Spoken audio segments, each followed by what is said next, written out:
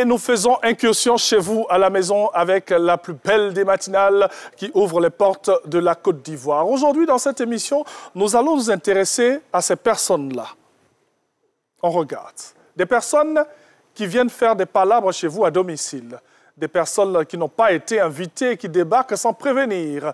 Des personnes qui viennent s'installer chez vous sans prévenir. Par exemple, ceux-là qui finissent des funérailles et qui débarquent à la maison ou qui restent même à la maison et qui ne veulent pas partir. Nous allons nous intéresser à ces personnes-là. Vous savez, en bon français, on parle de violation à domicile. On verra tout dans cette émission. Elle nous dira tout sur cet état de fait. Que dit la loi? Oui, parce que la loi s'intéresse à ces personnes et aux actes de ces personnes. On aura aussi dans cette émission l'intégrale de la revue à vous proposer aujourd'hui parce que nous sommes mardi. Oui, parce que Renaud doit recevoir bien sûr un analyste du discours médiatique qui parlera aussi un peu politique avec d'autres sujets à vous proposer dans cette émission. Bonjour et bienvenue. Vous êtes dans Matin Bonheur, nous sommes très heureux d'être en votre compagnie. Allez, on déroule le tapis à ceux-là même qui vont agrémenter ce beau moment que vous allez avoir jusqu'à 8 heures. J'aime bien cette phrase, hein, vous avez dû le remarquer. Renaud, très cher, comment ça va? Super. Et les affaires? Ça va. Ça peut aller? Les affaires, aujourd'hui, l'intégrale. C'est cela. En intégralité. Vous avez annoncé les couleurs et ce sera avec Docteur Touré Amidou. Oui, on a beaucoup de docteurs ici. Hein. Oui, on n'a que des docteurs par ici. Docteur Topégue, Docteur Touré, hein, Docteur Adon. Mais ça ne saurait tarder. C'est une prophétie. Très cher. Docteur Amidou Touré, oui. Comment allez-vous? Ça peut aller? Oui, ça peut aller. L'actualité, elle est croustillante en ce moment, elle est brûlante. Oui, il y a beaucoup de choses à dire. Oui, c'est l'actualité. Oui. Donc, c'est ce qui est. Oui. Dont on va parler, c'est l'actualité, c'est tout ce qui fait aujourd'hui la une des journaux, c'est-à-dire que tout ce qui est important à savoir, comment la Côte d'Ivoire va, comment le champ politique se comporte et en même temps, quelle est l'analyse du champ médiatique sur la politique. Il a commencé, vous comprenez, c'est un homme qui est là, on n'a pas le choix. Sandrine Adon qui va venir. Oh, j'aime bien cette chemise. Oh là là, c'est du pagne. Hein. Oui, c'est du pagne. On va donc s'installer. Relation de couleur. Pas du tout. Ah oui, et puis c'est mignon, la coupe. Non, Sandrine va se lever un peu. D'accord. On va voir un peu. On va se mettre au milieu. Ok, d'accord, Matt. On fait le tour, voilà. 360 degrés, c'est ça? Voilà. Okay. Vous voyez le design sur le côté? C'est qui a fait ça? C'est mon couturier. Il s'appelle comment? Comment il s'appelle, ce monsieur? Il s'appelle Benito. Voilà. Ah, ok. J'ai eu peur. Benito. Oui. Ah, ok. Merci à Benito. J'aime bien les trucs sur le côté. Merci. Vous savez, moi, j'aime bien le style. Sandrine Adon. Hein? J'aime bien la titiller, cette dame. C'est joli, les escarpins. Merci. En fait, tu vas l'inspirer. C'est qu'aujourd'hui, elle va vous... les personnes qui viennent à la maison, qui ne préviennent pas, là. Hein? Les parents de Claudia, là, hein, ils viennent à la maison, ils ne préviennent pas, ils restent là, ils ne veulent pas partir, ils sont là, et puis on débarque à la maison, on vient manger. Et c'est eux qui ont la télécommande. Ah, oh. Il ne laisse même pas regarder Matin Bonheur. C'est eux qui prennent la télécommande. Mais oui, c'est vrai que ça n'a l'air de rien, mais voilà. On a regardé dans les familles nombreuses, là. C'est eux qui ont la télécommande. Hein? Ils s'installent et deviennent les propriétaires des lieux. Ben oui. Et on voit que tout le monde commence à... Je dis, il y a des cousins et des tontons comme ça qui... Vous êtes en train de regarder le dessin animé, là, le club des petits, et puis le gars, lui, vient, il veut regarder le foot. Il change. Voilà, il change. Il ne demande même pas. Il ne demande même pas. Il change. Tu peux même pas dire à tes parents, mais... Non, parce que il y a un cocotat même que tu vas prendre. On ne peut même pas parler fort. Et on regarde le tonton, on sait qu'il ne doit pas faire ça, mais bon, les parents aussi nous font des clins d'œil. Ferme ta bouche, tais-toi, il ne faut pas parler. Non, souvent, même quand c'est chaud, il faut te taire. C'est compliqué. Mon cousin, il ne peut pas parler. Voilà. On va parler de ces personnes-là aujourd'hui. Sachez qu'en bon français et dans la loi ivoirienne, dans d'autres lois aussi, hein, dans plusieurs lois, on parle de violation de domicile. De domicile. Oui. J'avais dit à domicile. Ah oui, c'est vrai. De domicile. C'est plutôt violation de domicile. Eux, ils sont installés. Est-ce qu'eux, ils violent encore le domicile? Mais justement, c'est ça. Il y a deux cas de figure. C'est ce qu'on verra tout à l'heure. Venir sans l'accord et se maintenir chez la personne alors qu'elle ne veut pas. Donc le cousin de Seri qui vient le trouver à Abidjan qui sans se le prévenir. maintient chez lui, et qui alors débarque. que Alors, pourquoi Seri c'est lui Seri, dit toi? expressément. Non, c'est le nom qui m'est venu Ça m'est peut passé être par la la tête. pire aussi, on ne sait jamais. Donc en fait, il y a ces deux cas de figure. Non, attends, Sandrine, je veux comprendre. J'ai D'accord. un tonton à qui je passe le coucou. Je ne dirai pas son nom. Ah, ok. Sa mère était décédée et bon, il est parenté aux séries. D'accord. Il y a des parents qui sont venus insiste. du village, les pleureuses, machin et tout. Oui. Tu connais un peu. Ouais, Elles sont bien venues avec des enfants et tout. Ouais. Et après, les obsèques, elles ont laissé des enfants. Ouais. Il y a des cousins qui se sont installés. Sa femme a tout fait pour qu'ils partent et se sont incrustés. Justement. Tu vois? Donc ceux-là, ils ont violé leur domicile. Exactement. Ils rentrent dans le cadre de ce que Bon, la ça loi va chauffer, prévoit. ça va chauffer On ce dit matin. se maintiennent chez la personne alors qu'elle vous a expressément Demandé de manifesté partir. son désir de vous faire partie. Bien sûr. Ah. Je ne sais pas pour les autres groupes, mais je sais que chez moi, à l'Ouest, c'est... Beaucoup de sont personnes ne vont pas championnes. aimer ça. Mais... Et c'est pénal. Ah, c'est Donc, ça pénal. veut dire qu'on peut porter plainte Exactement. contre eux. Et c'est de ça dont on va parler aujourd'hui. Ok. Ah, La cette émission. violation Je de sens que domicile, beaucoup de c'est choses. une infraction. C'est différent de l'atteinte à la vie privée. Ok. Voilà, simplement. Aujourd'hui, à partir de 8h00, non, 8h01 minute, il y a beaucoup de sachets bleus qu'on va mettre dehors. Hein? Beaucoup de gens qui vont se retrouver dehors. On va violer le domicile de tout un chacun et on aura l'intégrale. On l'a dit tous les mardis, c'est un plan plus large hein, Oui, que oui. nous offrons à tous nos téléspectateurs. C'est bien cela. Et aujourd'hui, on ne va pas déroger à la règle avec Oui. Dr Touré Amidou. On va parler notamment de l'Africa CEO Forum, qui a ouvert ses portes hier à Abidjan en présence du chef de l'État Alassane Ouattara et de nombreux chefs d'État africains qui sont venus pour participer à ce grand rendez-vous économique qui se tient ici en Côte d'Ivoire pour la 5e fois. Ah, ok. Voilà, il faut le noter. Et puis, on parlera également de l'ouverture partielle de l'échangeur de Koumassi. Donc, les souffrances des usagers de ce tronçon-là vont être abrégées à partir du 31 mai. Ok. Voilà, il y a une ouverture partielle qui va être faite pour permettre de fluidifier cet axe-là et puis sortir de ce qu'on a vu à l'occasion du SILA, Oui. notamment où c'était vraiment intenable. Ah ouais. C'était intenable parce que beaucoup de gens voulaient participer à ce salon-là, mais bon, à cause des embouteillages monstres qu'il y a sur ce tronçon-là, ces personnes-là n'ont pas pu y participer. Et puis bon, ce qui fait l'actualité aussi, c'est le bureau politique du PDCI qui s'est tenu hier et qui a annoncé un congrès extraordinaire pour demain. Ok. 14 mai, pour l'élection d'un nouveau président Le nouveau président. à la tête du PDCI parce que Tidiane Thiam, bon, c'est tous, a démissionné. Voilà. Donc, Il s'est mis en retrait. Oui. Il n'a pas démissionné, mais il s'est mis en retrait. Ah, ok. Voilà. Il faut dire les choses telles qu'elles sont. On prend les thèmes tels quels.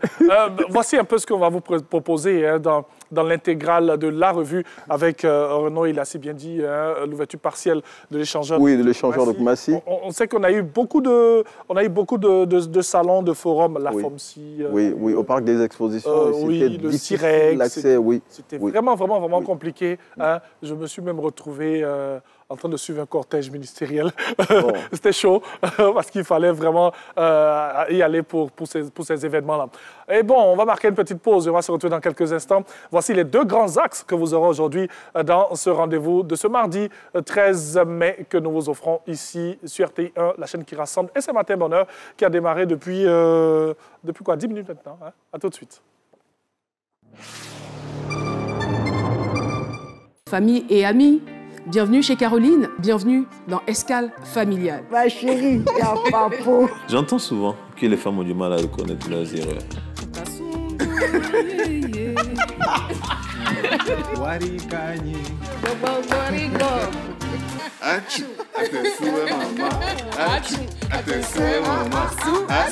Qu'est-ce qui vous a plu en lui à l'époque? Il était simple. Dans un couple, il y a toujours des hauts et des bas. Avec le grand amour, avec le grand cœur que tu as su prendre soin de nous et nous transformer aujourd'hui. 89e minute et 17e seconde, la Côte d'Ivoire égalisée. J'ai compris que toi, à côté de moi, j'allais toujours égaliser toutes les situations, même les plus difficiles de ma vie. Parce que derrière chaque personne, il y a une famille. Et en chaque famille se cache une vie et des valeurs. Je vous donne rendez-vous chez moi dans Escale familiale, une émission prestigieuse, inédite et sensationnelle. Retrouvons-nous chaque samedi à 18h50 sur RTI1. Rediffusion dimanche à 11h25.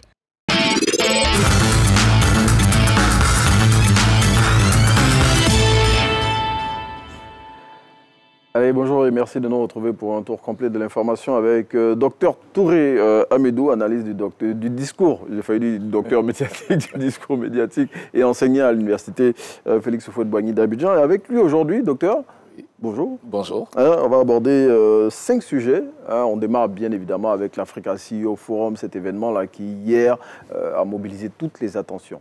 Nous sommes à la 12e édition. Oui. Et pour la 5e fois, ce forum se tient à Abidjan. Oui. Il faut dire que c'est centré sur le renforcement du partenariat privé et public. Et il faut également dire que c'est un rappel pour redéfinir naturellement le rapport entre l'État et le privé. Et il faut également retenir que le président Alassane Ouattara a tenu un discours. Oui. Et donc ici, ce discours, c'est donc la légitimation politique parce qu'il a parlé de la solidité de l'économie ivoirienne malgré les crises. Et donc cela renforce son image. Oui. Et si vous remarquez également, il y a une dimension prospective dans tout ce qu'on fait. Oui. Et c'est une façon de marquer une rupture avec les modèles, disons, les anciens modèles économiques. Oui. Parce qu'aujourd'hui, on fait plus l'avenir de l'Afrique est centré sur ce qu'on va appeler l'innovation, l'intelligence africaine et l'engagement des jeunes. Voilà. Et puis, il y a également cet appel de Makta Diop qui disait que... Le président de la Société financière internationale. L'Afrique ne se gère pas à distance. Oui. Voilà, il faut être sur le terrain, il faut voir, et donc il faut faire appel au modèle endogène de développement en Afrique. Et justement, c'est seulement avec ces modèles endogènes-là, comme il a dit, que l'Afrique pourra véritablement sortir de tout ce qu'elle traverse comme difficulté. Et il faut rappeler que le thème de cette rencontre, cette 12e édition qui se tient ici à Abidjan, c'est un New Deal public-privé. Peut-il rebattre les cartes en faveur du continent, comme vous l'avez dit, entre le secteur public, voilà, entre le secteur public et le privé, et le chef de l'État, justement, qui a ouvert cette activité à laquelle a participé pour la cérémonie officielle d'ouverture plusieurs chefs d'État africains. Oui, celui du Sénégal, Bassirou Diomaye Faye, celui du Rwanda, Paul Kagame, qui a accueilli l'édition passée. Et puis, la Mauritanie. Oui, tous ces chefs d'État qui sont donc venus prendre part à cette activité, on le rappelle, qui se tient pendant 2 jours ici à Abidjan, donc hier et aujourd'hui, cette activité qui va se refermer et dont l'objectif est d'augmenter la part des économies africaines dans la création de valeur ajoutée au niveau mondial aussi. Bon, il faut valoriser les champions nationaux. Oui. Justement, ce qui va permettre de penser notre développement par nous-mêmes avec nos matières premières, avec ce que nous avons à revendre au monde. Oui, justement, et vous citiez tout à l'heure Makta Diop qui a dit que l'Afrique a les ressources, les idées et la paix. Il ne manque que la volonté collective pour faire de cette décennie celle de la transformation économique véritable du continent. Oui, tout est dit. Oui, et c'est ce qu'on va retenir. Et on l'a dit, la dernière édition, il faut le savoir, s'est tenue au Rwanda. Docteur, on va parler politique. Oui. On va parler du PDCI-RDA. On le sait tous, le PDCI a un nouveau président, président intérimaire, il faut le dire, le doyen Ernest Nkumo-Mobio. Oui, en se basant un peu sur les statuts du PDCI, on sent que quand il y a une vacance à la tête du PDCI, c'est le doyen, le vice-président... le doyen des vice-présidents. Des vice-présidents qui a la charge de gérer au mieux la destinée du parti politique.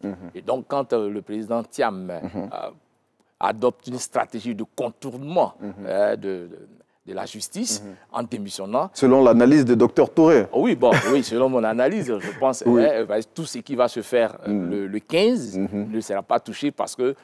en parlant du 15, il faut rappeler les faits. Il faut rappeler les faits, oui. Oui, il y a une action en justice intentée contre le président par Valérie Yapo. Par Valérie Yapo, contestant sa légitimité à la tête du PDCI parce qu'au moment de son élection, il n'était pas exclusivement ivoirien. C'est cela. Dès lors qu'il renonce à sa nationalité française, il devient automatiquement ivoirien plein droit et exclusivement ivoirien. C'est cela.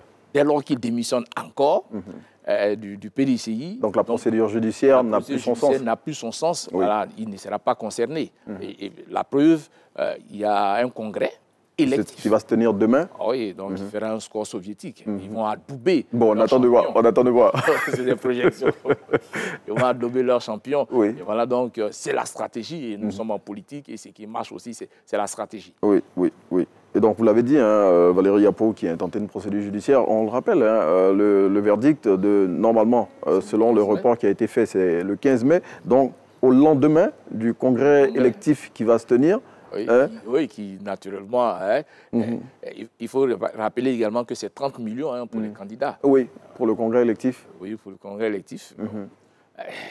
Thiam paiera les 30 millions. Bon, je dis ça. Et la preuve, il est parti sans parti, parce qu'il est en même temps nommé des présidents délégués. Oui. Et donc il est encore là, mais il ne gère pas directement au quotidien les affaires du PDCI. Et donc un congrès électif, ce n'est pas pour griller leur champion, bien au contraire, c'est pour lui donner cette légitimité dont il souffrait depuis un moment donné, et ce qui a conduit à intenter ce procès pour le destituer de la tête du PDCI. Et donc, ils ont regardé, ils ont trouvé qu'il était mieux pour lui de démissionner et de revenir dans le jeu tout blanchi. Et justement, c'est tout ça aussi la politique. Et on attendra de voir, hein, docteur. Demain, le congrès va se tenir. Et puis, après le congrès, justement, suivra le verdict de la justice dans l'affaire opposant le président du PDCI à Valérie. Bon, je ne sais pas si on doit dire maintenant le président ou le président délégué. Il est le président délégué. Oui. Il n'est plus président. Oui, oui.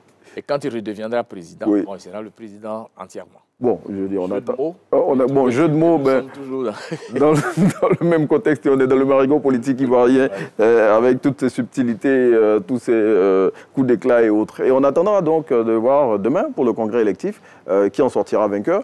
C'est vrai qu'on est sûr qu'il sera élu, mais c'est un congrès électif, donc il y aura forcément. Bon, on n'a pas la liste de tous les candidats. Bon, le premier candidat, c'est voilà, le PDCI ne va pas se saborder, ne va pas donner. Ne va pas élire quelqu'un et ensuite, voilà.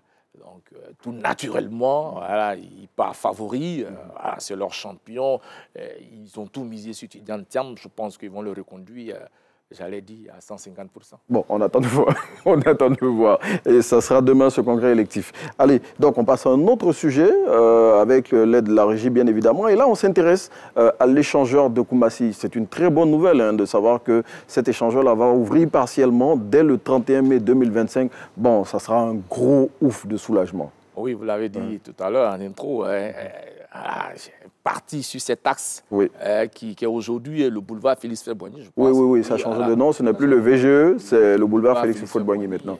Voilà, c'est un casse-tête chinois. Voilà, donc ouvrir partiellement le 31 octobre, le 31 mai prochain, ce boulevard-là, je pense que c'est une très bonne chose dans la mesure où ça va permettre la fluidité routière.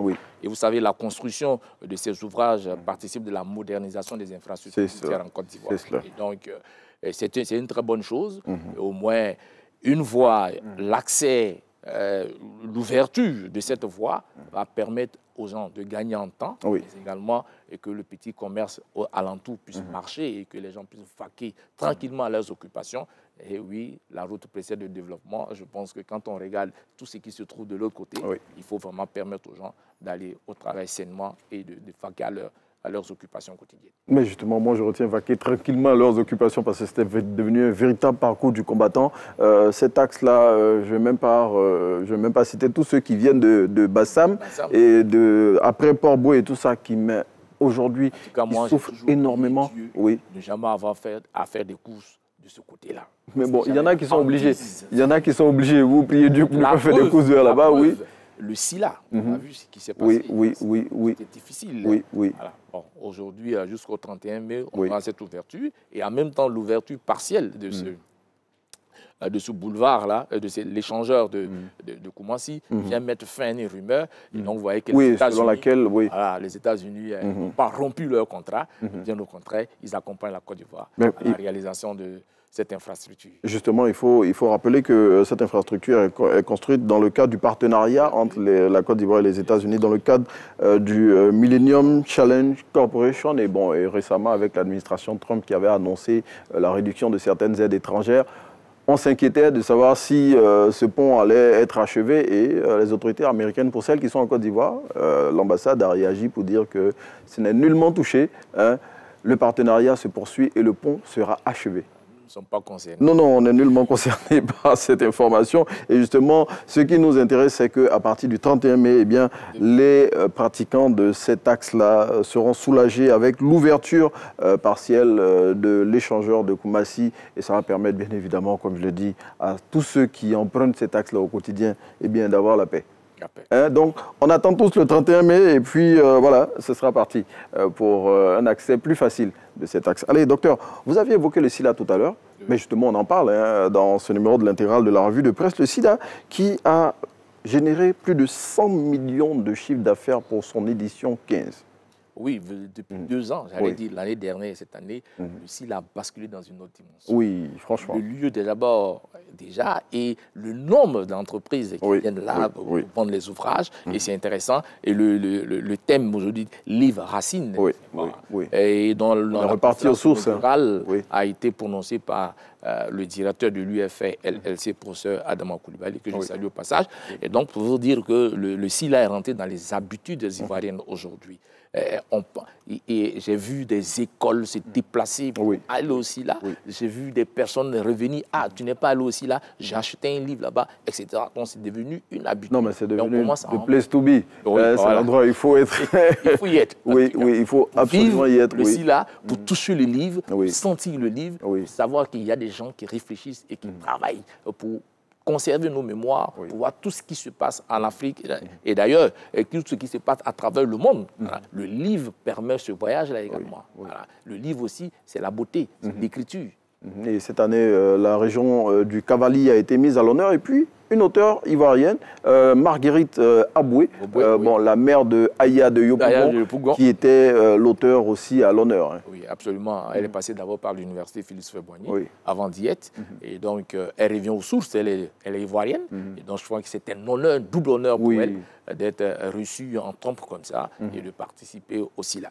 Et puis, en parlant de participation, il y avait plein de pays invités d'honneur et on a noté une forte participation des Caraïbes, des pays des Caraïbes. Et puis, il y avait un autre invité, sinon une autre invitée aussi qui a été mise à l'honneur à l'occasion de ceci. Là, c'est la ministre française, l'ex-ministre française, Christiane Taubira. Oui, d'abord par son nom, par sa culture, elle a un lien particulier avec l'Afrique. Puis ensuite, il faut savoir que c'est une avocate de renom, également écrivaine. Et donc, c'est tout à fait normal qu'elle soit là. Et c'était une grande attraction également de ceci-là, 15. C'est la 15 auquel aussi le Premier ministre a participé. Il faut dire que le Premier ministre a sorti récemment 2 œuvres. Bon, pas récemment, des œuvres qui avaient été sorties au début des années 2000 qui ont été rééditées. Donc il y était en tant qu'exposant. Et Premier ministre. La double casquette. Voilà, c'est bon que les hommes politiques aussi nous confient leur mémoire, que les hommes politiques aussi se mettent à écrire parce qu'ils ont beaucoup à faire partager à la population. C'est important que les hommes politiques se mettent aussi à l'écriture parce que c'est eux qui font et défendent la Côte d'Ivoire. C'est eux qui ont en charge la gestion de la Côte d'Ivoire. Ils savent des choses et donc c'est important qu'ils se mettent à l'écriture. Bon, et à côté du Premier ministre, de nombreux membres du gouvernement étaient aussi là. Ils sont passés, en tout cas, encourager tous les auteurs qui exposaient. Il faut noter que c'est plus de 2646 livres qui ont été vendus à l'occasion de ceci-là. Je ne sais pas si le record de l'année dernière n'a pas été battu. On vérifiera. Et puis la semaine prochaine, on donnera l'information. Et il faut rappeler aussi que ceci-là était placé sous le parrainage du grand chancelier Ali Koulibaly. Oui, qui a fait un discours de près d'1 heure. Un grand discours, un discours dense. Bon, homme de lettres aussi. Homme de lettres, oui. Absolument, journaliste de renom. Et justement, qui a offert aussi un dîner pour remercier toutes les délégations qui ont participé aussi là pour sa clôture. Allez, docteur, dernier sujet à traiter avant de refermer ce numéro de l'intégrale de la revue de presse. Bon, on avait espéré que ce serait un Ivoirien qui remporterait le prix Marc-Vivien Foué. Bon, on est pas mal lotis. On avait déjà classé au moins déjà 3 dans la foulée. Oui, parmi les nominés. Oui, il y avait Evan Dicap, le gardien. Yaya Fofana. Voilà, et puis Evan Guessan. Et malheureusement, bon, il faut savoir aussi que Evan Guessan qui vient en 2e position, mais Hakimi aussi a fait une très bonne saison. Oui, voilà. champion de France avec le PSG, finaliste de la Ligue des Champions, oui. Voilà, s'il reste encore sur cette lancée, je pense que l'année prochaine, on entendra bien parler de Evan J'allais Nguessan. Non, c'est Nguessan. C'est pas Nguessan. C'est Nguessan. Evan Nguessan. Surtout que c'est Evan prend deuxième. Bon, voilà la bonne orthographe, oui. Evan Nguessan. Bon, deuxième derrière Achraf Hakimi. Bon, il faut dire que pour cette saison, Evan Nguessan a carrément porté l'OGC Nice, oui, le club où il évolue. Oui. 7 passes décisives, si je ne m'abuse. Meilleur buteur de son club. Oui, meilleur buteur de son club. Vous savez, il a un abattage physique incroyable. Il est devant, derrière, il est au four, au moulin. C'est un métronome de l'OGC Nice. L'OGC Nice. L'OGC Nice. Voilà, ok. Et puis, bon, c'est un club qui réussit aux Ivoiriens. Qui réussit aux Ivoiriens. Oui. Gervinho est passé par là-bas. Oui, même... Comment est-ce qu'il s'appelle Kader Keita. Seri Jean-Michel. Oui. Quand il gagne le prix Marc-Vivien Fouet, il était à l'OGC Nice. Non, Gervinho n'est pas passé à l'OGC Nice, il était plutôt à Lille, au Mans et à Lille, bien évidemment. Et Gervinho, donc, dont on parle, qui a été lauréat du prix Marc-Vivien Fouet, avec l'autre aussi, Seko Fofana, qui évolue maintenant à Rennes. Bon, on dit jamais 203, peut-être que ce n'est pas pour cette année, mais forcément, il y aura un troisième Ivoirien qui va remporter ce prix qui consacre le meilleur joueur du championnat français chaque année. Chaque année, absolument. Allez, docteur, on a chuté avec cette information. Merci d'avoir été avec nous pour ce numéro de l'intégrale de la revue de presse. On va vous retrouver dans 2 semaines pour un autre numéro. Et dans l'intervalle, on sera avec docteur Topé, à qui on passe le bonjour. Allez, c'est ici qu'on s'arrête pour ce numéro de l'intégrale de la revue de presse. Et vous allez nous manquer, très cher docteur Touré, dans 2 semaines. 2 semaines, c'est long, hein? Ouais, je serai là quand même pour te voir. Comment? Je serai là quand même pour te voir. Mais ok. Je passe par l'antenne. Ah, ok, c'est pour voir tes entrées fracassantes. Amen. Comme ce matin. Non, et puis, bizarrement, ce matin, j'ai eu l'inspiration de cette entrée à 6h moins. Non, à 5h30. Hein, quand j'ai fini la prière et tout, j'ai eu ça. Et puis, j'ai emmerdé la rédactrice en chef. Hein. Ouais, je l'adore, cette dame. Hein.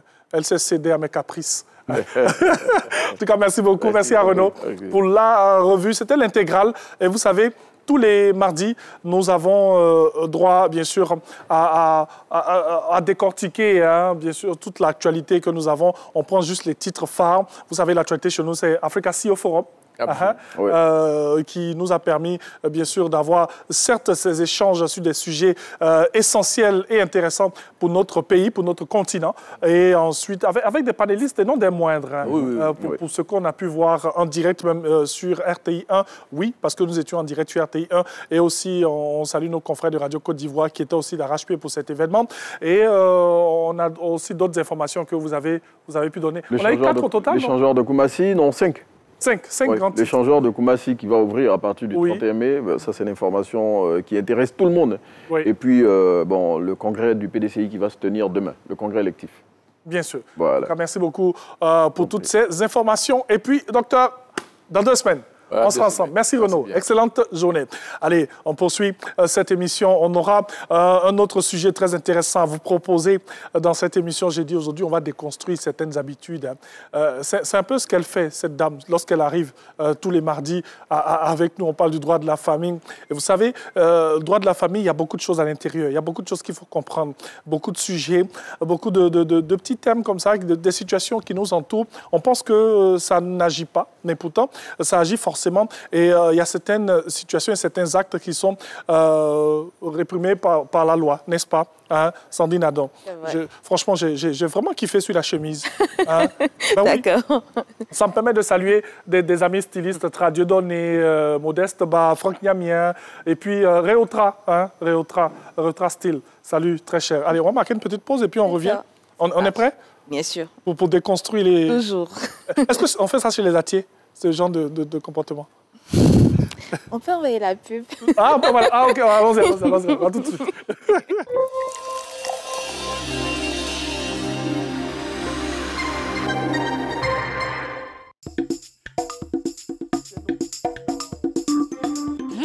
Maman, tu as changé de lait? C'est très bon. Oui, c'est le lait Leti, vitaminé, riche en calcium et au goût crémeux. Il te fera déborder d'énergie.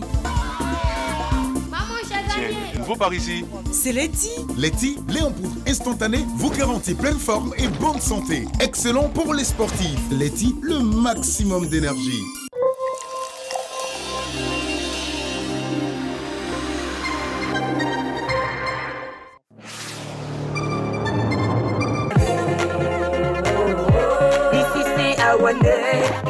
l'émission des enfants, les enfants intelligents. Ici c'est Awané, l'émission des enfants les plus gentils du pays.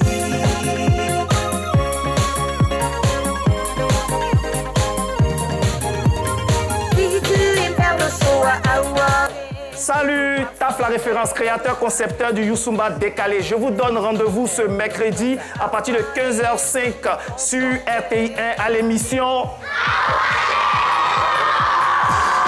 Retrouvez Tata Naomi ce mercredi à partir de 15h05 sur RTI1. Awané, c'est chic, chic, chic avec Tata Naomi.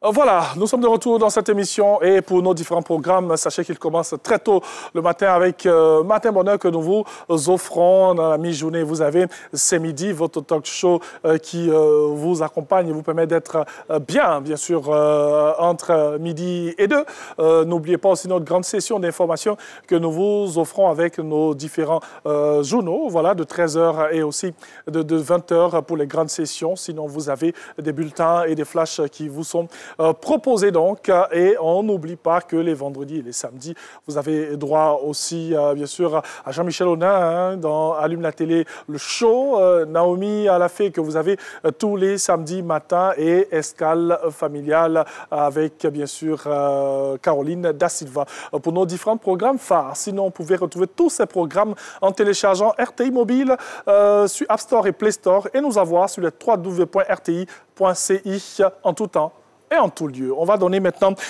les noms des gagnants pour le challenge matinal dans cette émission. Vendredi 4 avril 2025, on a eu comme gagnant M. Didier d'Angeles Yao. Le vendredi 11 avril 2025, le gagnant Bouraïma Traoré. Et le vendredi 18 avril 2025, le gagnant Aboubakar Ouattara, que nous allons recevoir ici, bien sûr, pour leur donner leurs différents lots. Hein. On en profite pour vous dire merci. Merci de nous accorder un peu de votre temps pour faire ce jeu hein, lorsque nous donnons toutes nos différentes questions tous les vendredis dans le challenge matinal. Allez, sans autre transition, on va parler de ces personnes qui nous envahissent. Oui, car il y a violation de domicile, pas à domicile. À tout de suite.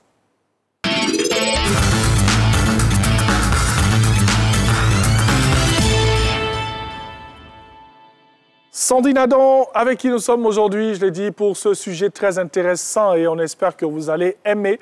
D'autres ne vont pas aimer, mais ce n'est pas bien grave. Ce n'est pas tout dans la vie qu'on peut aimer, qu'on doit aimer. Et c'est ça qui fait la beauté de la vie. Alors, Sandrine Adam, pour commencer,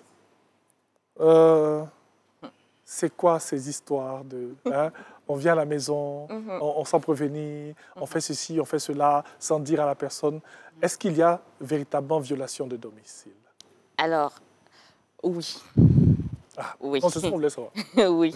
Il y a violation de domicile simplement à partir de la constitution que donne la loi de ce thème-là. Okay. À partir du moment où la loi pénale nous dit voici ce qui entraîne la violation de domicile, si vous entrez dans cette qualification-là, vous êtes en train de commettre une violation de domicile.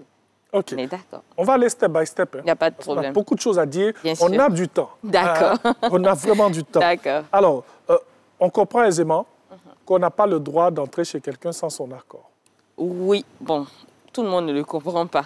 Mais on devrait le comprendre. Ouais. Que quand on n'a pas l'accord d'une personne, on ne peut pas rentrer chez cette personne-là. On ne peut pas venir chez quelqu'un. Bon, surprendre quelqu'un, on sait, ça arrive, on veut faire une surprise. Mais rentrer chez quelqu'un, arriver chez cette personne-là, rester chez cette personne sans son accord, on est en train de basculer petit à petit vers ce qui est interdit par la loi. OK. Nous sommes en Afrique. Oui. Nous sommes en Côte d'Ivoire. Oui. On se connaît ici. Oui. Voilà. On connaît nos habitudes. Oui. On connaît nos ethnies, on connaît nos groupes. Tout à fait. Alors, entrer chez quelqu'un sans son accord, on ne vient pas, on n'entre pas chez quelqu'un peut-être pour voler ou quoi que ce soit. On vient chez cette personne parce qu'on vient rester. Nous sommes en Afrique, c'est mon frère. Sandrine Adon, c'est ma sœur. Oui. C'est ma grande sœur. Oui. Je peux venir chez ma grande sœur comme je veux, quand je veux. Ça, c'est ce qu'on pense. Oui. C'est ce qu'on pense. C'est ce qui est. Alors, c'est ce qu'on pense et c'est ce qu'on fait. Oui. Mais est-ce que c'est légal? OK. C'est ça, en fait, la pas situation. Légal. Pas toujours. OK. Parce que, justement, il y a le fait de venir chez quelqu'un et la personne n'en parle pas du tout. Oui. La personne, vous êtes là, la personne n'était peut-être pas d'accord, mais elle vous laisse rester. Ah, on n'est pas en train d'entrer dans la qualification légale de la violation de domicile. Donc, vous êtes chez la personne, vous êtes chez votre frère, chez votre soeur, vous ne l'avez pas prévenu. Ah, mais tu es venu, tu ne m'as pas dit. Mais bon, comme tu es là, et c'est ce qu'on fait très souvent. Mais à partir du moment où la personne est en train d'exprimer son désir de vous faire partie et que malgré tout, vous restez, dans ces cas-là, il commence à avoir violation de domicile. Alors, il faut comprendre que la violation de domicile, c'est surtout fait pour protéger notre vie privée. Parce que le domicile est défini comme le lieu du principal établissement de la personne. C'est au sein du domicile que vous avez votre vie privée par excellence. Quand les personnes, les célébrités parlent, par exemple... oui, bon, on a un exemple. Donc, allons-y avec.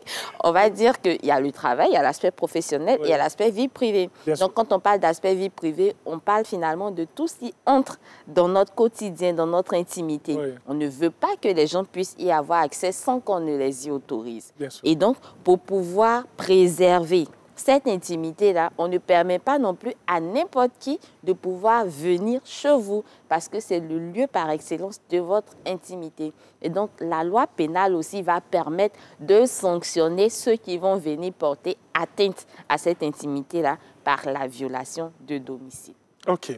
Comme le disait Renaud tout à l'heure, si cette personne qui porte atteinte à mon intimité, qui viole mon intimité et tout, si cette personne, c'est mon cousin, c'est ma cousine, c'est mon frère, mon grand frère, ma petite sœur, si ce sont des parents.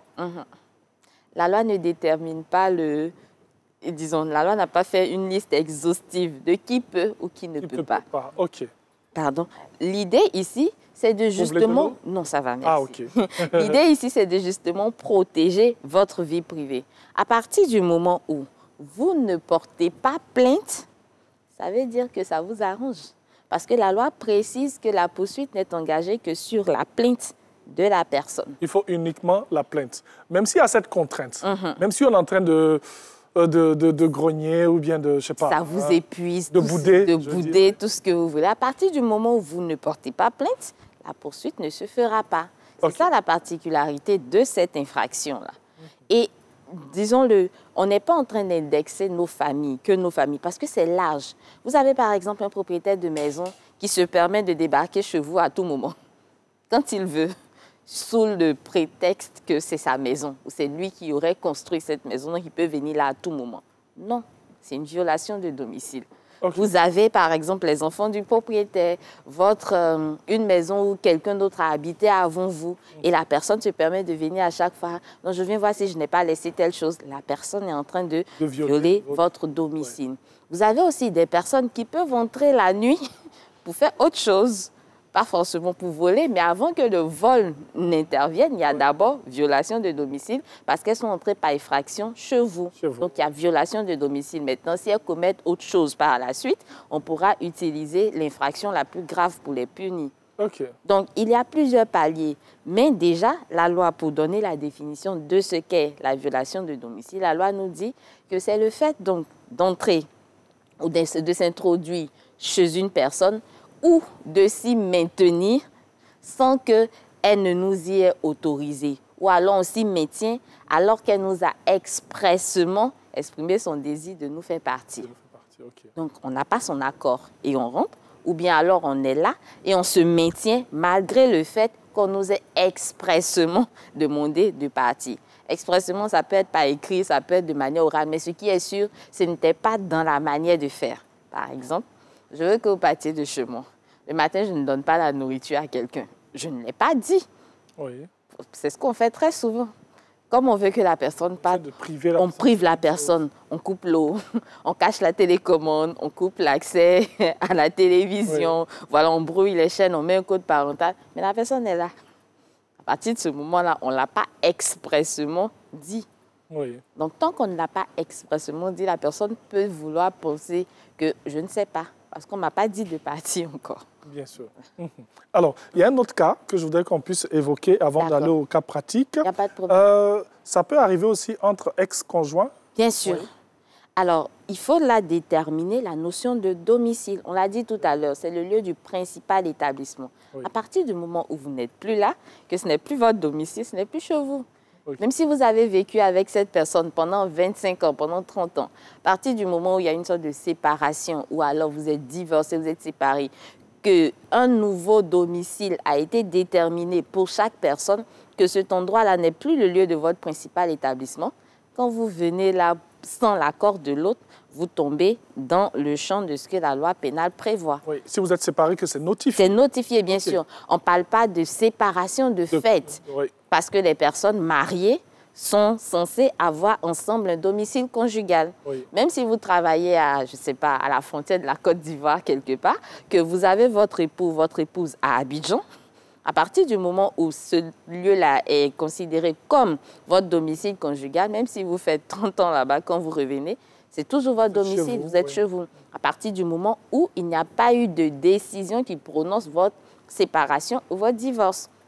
Donc, dans ce cas-là, quand vous venez, vous n'êtes pas en train d'enfreindre la loi. Mais si il y a une décision que finalement le partage, on va dire, a été fait, qu'on a donné votre domicile ou votre maison que vous avez construite avec votre propre argent à l'un d'entre vous, l'autre, ben, ce n'est plus chez lui. Bien sûr. Voilà. OK. Mais pour préciser un petit élément, ce n'est pas parce que vous êtes propriétaire que ça en fait votre domicile. Vous pouvez être propriétaire d'un endroit, mais ce n'est pas votre domicile. Il y a plusieurs maisons à Abidjan. Les propriétaires n'y habitent pas. Donc, je reviens sur l'élément. C'est le lieu de votre principal établissement. C'est différent du fait que vous en ayez la propriété. Ça peut vous appartenir, mais ce n'est pas votre domicile. Donc, si, par exemple, on a un tonton qui a donné sa maison à son neveu, qui vit avec sa famille, le tonton, en principe, ne peut pas se permettre de débarquer là tout le temps sous le prétexte que c'est lui qui a donné la maison à son neveu pour y habiter. OK.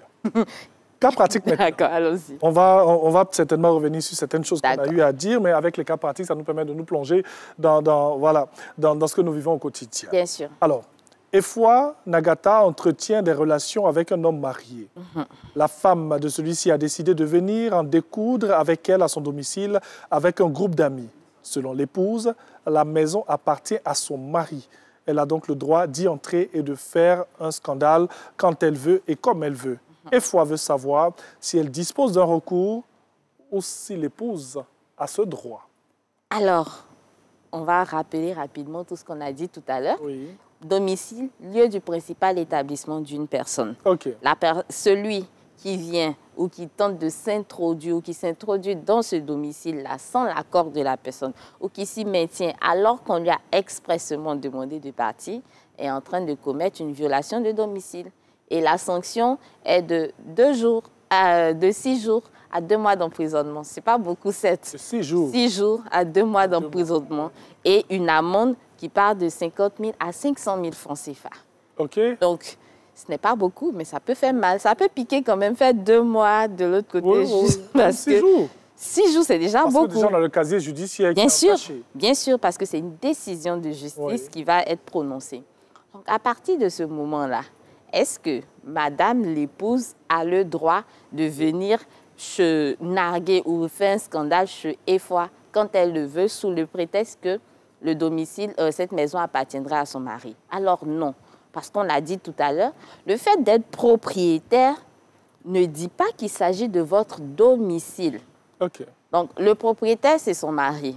Après, on va déterminer si son mari est sous le régime de la communauté de biens ou séparation de biens pour qu'elle puisse dire que ce qui appartient à son mari lui appartient. Ça, c'est un autre débat. Mais ce qui est certain, c'est que peu importe à qui la maison appartient, c'est le domicile de Efwa. Peu importe la qualité qu'elle a, que ça plaise ou non. Ça, il faut vraiment revenir là-dessus. Donc, mesdames, celles qui posent comme l'épouse, c'est le moment de se rendre compte que la loi a prévu des balises. Si vous ne voulez pas de la situation, mais portez plainte pour adultère contre cette femme-là et votre mari, mais n'allez pas faire des scandales chez la personne qui vit dans cette maison-là, parce que justement, l'épouse pourra être poursuivie si Efwa porte plainte, puisque la plainte enclenche la procédure. Donc, si les fois porte plainte contre l'épouse, elle peut être poursuivie pour violation de domicile. Et le groupe d'amis aussi sera poursuivi comme complice. Est-ce que ça va être les mêmes sanctions, oui, bien les mêmes sûr. peines? En droit ivoirien, les complices subissent la même sanction que l'auteur. Les complices sont poursuivis comme des auteurs. Donc, si vous partez avec elle, vous allez subir la même chose que ce qu'elle aura à subir si et fois porte plainte.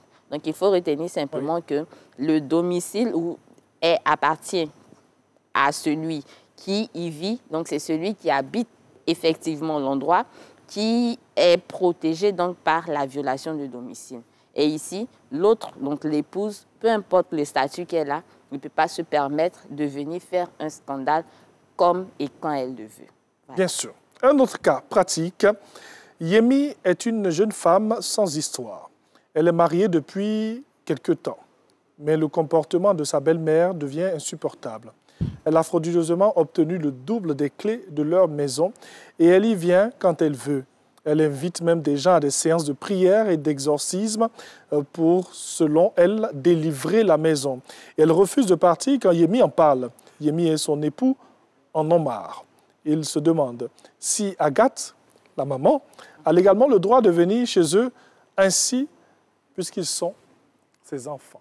D'accord. Alors là, on est de plein pied dans une situation qu'on peut vivre au quotidien. Oui. Ce sont des choses qui arrivent. Malheureusement, ce n'est pas normal. Et la loi l'encadre. L'idée ici, c'est est-ce qu'ils peuvent porter cette action-là devant le juge pénal? Oui, ils peuvent. Mais est-ce qu'ils vont le vouloir? Là, c'est un autre débat. Ah, parce que c'est quand même... Voilà, c'est la maman et tout ça. Bon, même le juge va vraiment leur poser la question. Vous êtes sûr que... Voilà. Ouais. Mais ce qui est certain, c'est qu'avec tout ce qui est défini, à partir du moment où la maman entre frauduleusement et s'introduit chez eux sans leur accord, vu qu'ils ne lui ont pas remis la clé. Donc, elle a même tout fait pour entrer. Donc, ça peut s'apparenter même à une entrée par effraction, puisqu'elle n'a pas obtenu de l'autorisation de rentrer chez eux. Et elle y vient chaque fois. Elle emmène même d'autres personnes donc, pour venir prier, pour venir délivrer la maison de tout ce qu'il faut. Donc, il faut qu'on arrive à comprendre, autant nous que tous les parents autour, que la situation est susceptible de qualification pénale. On parle de violation de domicile, ça ne vient pas forcément de personnes extérieures à la famille. À aucun moment, la loi n'a prévu que lorsque ce n'est pas quelqu'un de la famille, on dit quiconque. Quiconque. Donc, peu importe votre statut, à partir du moment où ce n'est pas votre domicile et que vous n'avez pas obtenu l'accord de cette personne-là, il faut faire très, très, très, très attention. Donc ici, ils ont le droit de porter plainte. Elle n'a pas le droit de venir chez eux. Mais est-ce qu'ils vont poursuivre ou demander une poursuite à l'encontre de leur maman? Ça, c'est un autre débat. Mais il faudra aussi que la maman comprenne qu'elle n'a pas ce droit-là. Qu'on peut la poursuivre, on peut porter plainte contre elle pour ça. Voilà. Alors, vous le dites si bien, il faudrait qu'elle puisse comprendre. Elle ne comprend pas. Nous sommes dans une situation très problématique. Oui. Comment est-ce qu'on règle cette situation si on ne veut pas, peut-être pour ne pas blesser, aller jusqu'au pénal? Là, on est obligé. Alors, ce que le droit regarde, c'est pour ça que très souvent on dit que le droit n'est pas dans les émotions. La règle est claire. Si vous poursuivez, elle sera sanctionnée.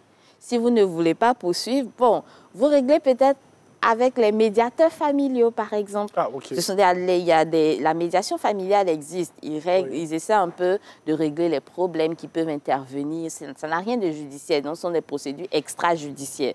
Donc, ce qu'on faisait auparavant sous la palabre, aujourd'hui, on a des professionnels qui connaissent le droit aussi, qui se chargent donc de régler. Donc, vous pouvez aller vers ces personnes-là. Mais à partir du moment où vous allez devant le juge pénal, il faut s'attendre à une sanction. Le juge pénal est là pour préserver l'ordre public et éviter que les atteintes aux droits des individus ne soient faites. Donc, malheureusement, si le maman ne comprend pas qu'ils y sont obligés, je ne sais pas, mais ils ont le droit de le faire. Après, est-ce que moralement, c'est permis? À chacun sa morale, on va le dire. Oui. Et une petite parenthèse que je vais ouvrir, il y a un fait que j'ai envie de comprendre, peut-être que d'autres personnes aussi ont envie de comprendre. Lorsqu'on on lance une action en justice, il n'y a pas de retour en arrière, non. Alors, lorsque la procédure est déjà engagée, non, en principe, ça ne dépend plus de vous, sauf si le procureur décide, voilà, peut-être parce que les moyens ne sont pas assez conséquents ou il estime que ça n'a pas d'intérêt, il n'y a pas d'opportunité à poursuivre l'affaire dans ce cas érudit. Ok, je le dis parce que souvent, il y a des personnes qui disent « Ah, c'est vrai que j'ai retiré ma plainte, mais ça continue. Mais bon, ça continue, c'est plus de ma faute. » Oui, c'est exactement ça. On vous dit simplement que celui qui poursuit, c'est le procureur. Mais pour certaines infractions, on a besoin que la plainte provienne de, entre griffes, la victime. Donc, tant que vous ne portez pas plainte, le procureur ne pourra pas le faire à votre place. Ce n'est pas pour toutes les infractions.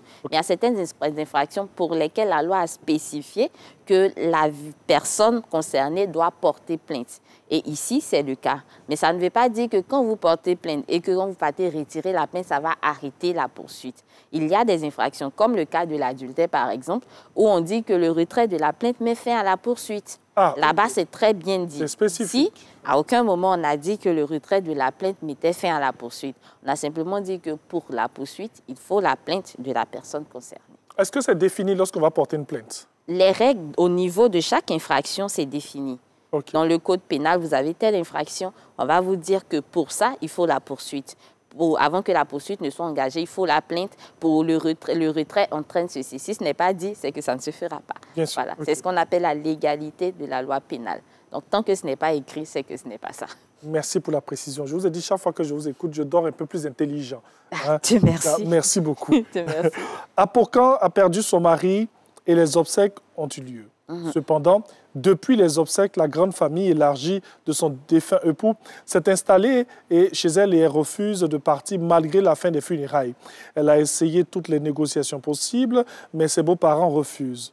Car selon un de ses oncles maternels du défunt, ils ont le droit de demeurer dans la maison de leur fils et que son avis ne compte pas. Désemparée, elle veut savoir ce qu'elle doit faire de ses beaux-parents envahissants. Alors, ici, beaucoup de personnes ne vont pas aimer ce que je vais dire. Allons-y. Apocan, il faut porter plainte. Contre ses beaux-parents? Oui, bon. Non, oui, non, mais tout à fait. Les funérailles sont finies, ils sont encore dans la maison, depuis ils ne partent pas, le village qui se retrouve à Abidjan, on comprend pas. Ça devient compliqué. Donc, ici, surtout qu'elle a essayé toutes les négociations possibles. Après, peut-être qu'une plainte pourra les dissuader de rester, de continuer à rester. Bon, si maintenant la plainte aboutit que finalement ils sont emprisonnés, ça sera un peu complexe. Mais c'est sûr qu'elle a cette opportunité-là. Si elle est désemparée, qu'elle n'a plus d'autre solution, que la voie de la négociation n'a pas abouti, la loi lui permet de porter plainte. Parce que justement, ces personnes-là sont chez elle, mais ces personnes-là s'y maintiennent. Alors qu'elle ne veut pas que ces personnes-là demeurent chez elle. On va dire que c'est le lien de parenté, c'est la famille en Afrique, il faut tenir compte des autres. Ce sont les parents de ton mari. On est d'accord, mais elle a le droit. Au-delà de tout ce qu'on pense, elle a le droit. Donc, si elle le fait, elle a le droit de le faire. J'ai toute une question là. D'accord. Alors, elle a le droit de le faire. On ne souhaite pas qu'elle le fasse. Vous avez parlé des médiateurs familiaux. Mais on nous dit qu'elle a fait toutes sortes de négociations possibles. Bon, peut-être qu'on va insister dans ce sens. D'accord, ok. Ma question, elle a le droit de le faire, elle porte plainte. On met qui? On arrête qui? Mais ceux contre qui? Ceux, ils sont combien? Ils sont peut-être 10, c'est à elle, justement. Donc, elle porte plainte contre tout le monde. En fait, tous ceux qui sont là. Tous ceux qui sont là. Voilà, tous ceux qu'elle veut voir partir. Elle porte plainte contre tous. Parce que c'est tous ceux-là qui sont en train de porter atteinte à son intimité, à sa vie privée. Donc, quand la violation... Et également, il y a un élément qui dit que lorsque il y a des circonstances dans lesquelles la peine peut être portée au double. Donc, s'ils entrent dans ces cas de figure-là, ils peuvent. Elle peut porter plainte et ça va aller jusqu'au double. Mais ici, par exemple, au double de la peine, c'est-à-dire au double de la peine, on a dit qu'on partait de 6 jours à 2 mois. Donc, au double de la peine, ça veut dire qu'on peut aller jusqu'à 4 mois d'emprisonnement. À quel moment on passe jusqu'au double de la peine? Ici, par effraction, par exemple, pendant la nuit, par effraction, avec violence, ce genre d'éléments. Mais ici, à aucun moment, on ne nous a dit qu'il se maintenait chez elle par la violence ou par les menaces ou par la force. Mais si elle prouve, par exemple, qu'il la menace, parce qu'ils sont en train de dire qu'ils n'ont pas besoin de son accord pour rester. Justement. Donc, elle peut dire qu'il y a menace derrière. Elle peut interpréter cela par une menace. Ou agression verbale. C'est une violence. Oui. Donc, la violence ici, la loi n'a pas dit qu'il s'agissait de violence physique, forcément. Donc, on a parlé de violence. ça peut être des violences verbales. Donc, par exemple, et si elle prouve que tous ces éléments-là entrent en ligne de compte, ça peut porter la peine au double. Okay. Donc, elle a le droit. Maintenant, dans l'application, dans la mise en œuvre, c'est ça l'avantage de notre droit. Quand on a un droit, on peut décider de l'appliquer, de l'exercer ou pas. Ici, c'est la solution si elle estime qu'elle n'a plus d'autre choix. Maintenant, si elle ne peut pas s'y résoudre, bon, finalement, soit elle déménage pour les laisser. Ah, ça va être compliqué. Très compliqué. Parce que généralement, c'est la maison du monsieur, il a construit sa petite maison pour sa femme et pour ses enfants. Et on vient les envahir parce que tout simplement, nous sommes l'oncle, la tante. Et si elle saisit, elle porte plainte, elle a le droit de les faire partie. Parce que même si on va voir, on va dire de l'autre côté, c'est la famille, ils ont droit à ça. Quand on regarde l'ordre de succession dont on a déjà parlé ici, ils ne viennent pas dans cet ordre-là. Ouais. Surtout qu'on est en train de parler de familles très éloignées, de familles élargies et tout. Donc, ce ne sont pas des gens qui viennent dans l'ordre de succession. Qu'est-ce qu'ils font dans un... Ils ne sont même pas propriétaires. Oui. Et ensuite, ce n'est pas leur domicile. Quand bien même ils seraient propriétaires, on l'a dit. Okay. On peut être propriétaire et ne pas être domicilié à cet endroit-là. Donc, elle a tous les avantages qui entrent en ligne de compte pour elle. Bien sûr. On n'est pas en train de dire de chasser vos beaux-parents. On dit simplement que voilà ce que la loi prévoit. À vous maintenant de le mettre en œuvre ou pas. Dans un autre cas de figure, où nous avons permis à ce que ces personnes-là viennent. Je vais chercher une tante, elle vient rester un peu à la maison, s'occuper des enfants. Oui. Je vais chercher 2-3 parents. Et ces personnes, à un moment, on veut qu'elles partent. C'est nous qui avons provoqué cela. Certes. Et on veut qu'elles partent. Oui, mais quand on veut qu'on demande à quelqu'un de venir, c'est pour un délai. OK. Parce qu'il y a 2 cas de figure. Oui. On l'a donné dans la définition. Oui. S'introduit sans l'accord de la personne et se maintenir.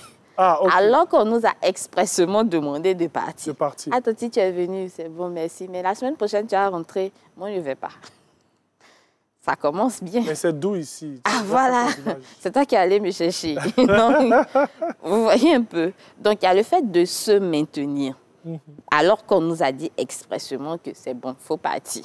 Donc, il faut arriver à faire la part des choses. C'est 2 cas de figure. Dans le premier cas, on n'a pas l'accord et on arrive à venir. Et c'est très souvent ce qu'on voit, c'est ce qu'on appelle plus. Par exemple, vous avez un groupe de personnes qui arrivent chez vous, qui fait du grabuge, du tapage et tout ça. Ils viennent avec les enfants, les tantes, les... Oh, vraiment. Ça, c'est qu'on les connaît. En fait, c'est pour ça qu'on a bien voulu parler de ce sujet. Parce que très souvent, on ne met pas l'accent sur ce fait-là des gens qu'on voit continuellement. On pense à violation de domicile à partir du moment où ça vient de l'extérieur, de d'autres personnes, des étrangers. Très souvent, les gens sont venus faire du tapage, nous agresser à la maison. Alors qu'au-delà, il y a cette situation qu'on vit tous les jours et qui est très incommodante, mais pour laquelle on pense ne pas avoir de solution. C'est vrai que c'est radical, mais c'est prévu par la loi. Merci beaucoup. Voilà. Sandrine Adam, que nous recevons ici. Sandrine, on va aller là-bas. D'accord, parce qu'on doit avoir encore ta tenue. Il n'y a pas de problème. Du couturier Benito. Ah oui, c'est ça. Ah, j'ai retenu. Qui sera content aujourd'hui. Benito. Ça me permet de saluer Benito de Londres, qui nous suit depuis Paris, un amoureux de cette émission. En tout cas, merci beaucoup, Sandrine Adam. Nous, on va en profiter pour faire un petit coucou à Marie-Josée Lago, fidèle téléspectatrice qui nous suit depuis Séguéla. C'est vrai que je ne connais pas Séguéla. Il faut que je cherche à découvrir Séguéla. Ah bon? Oui. C'est comment Séguéla? C'est une ville de l'intérieur. Oui. Je ne connais pas Séguéla. Il faut que je cherche à découvrir. Je connais Tafiré, je connais Ferké, je connais Korogo.